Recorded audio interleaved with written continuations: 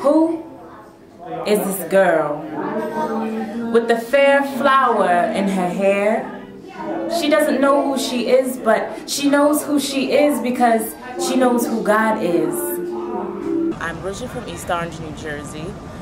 Grew up there most of my life.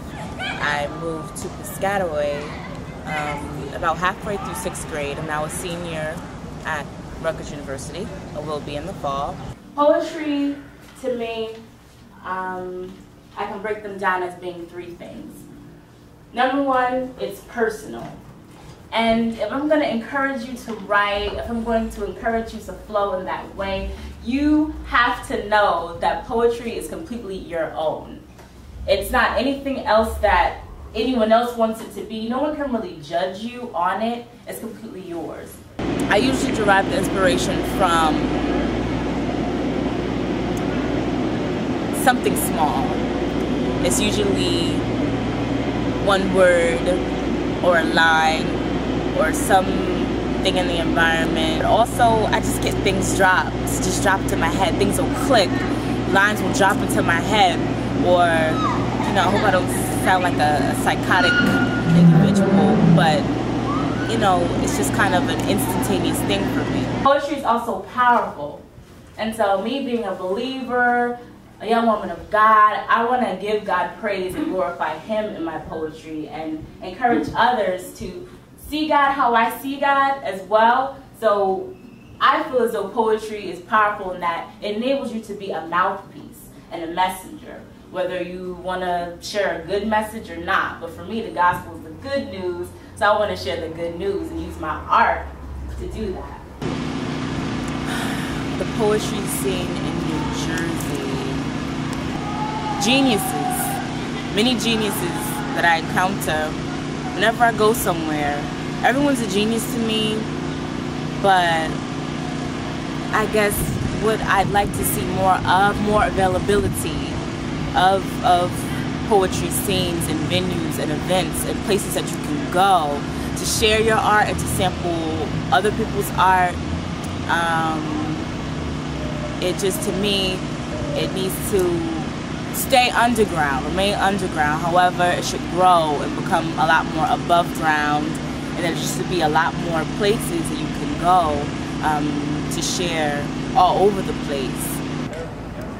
Swimming against the currents of compromise, I find myself working double time to avoid emptiness. I don't care about party outfits, singlets, flashy jewelry, no thank you. I refuse to walk around screaming, jewel me, because I can't see my own flash without you to approve. If you don't swim in this pool, you are not cool, but I refuse to drool over the next opportunity to get down with the get down. I'm on the up and up, ascending when the trump sounds. I am after the wisdom and understanding that's far more precious than rubies or doobies that will have my hair looking right at the spot tonight. Poetry is a gift. It's a gift, a gift, a gift, a gift, and what do you do with a gift? You give it. And so whatever level that you're at, whatever that you created is something that is to be given. And with that comes a slight attitude. It's not cockiness, it's not like, oh, I'm all that, I'm about to blow your mind right now. It's not that way. It's humbling, but it's a gift that you give, and that you have to realize that it can help someone else. To be a poet in New Jersey, to me, means to share your thick skin, to share the tough skin that you've developed as a Jerseyan. There's this thickness that you have to develop when you live in Jersey. It's survival. It's this aura that you have to have around you whenever you're out and about. But there's a lot of love. You might have to look underneath a rock to find it. You're gonna be welcomed. You're gonna be welcomed, and there are a lot of like little cracks and crevices and places that haven't been touched yet.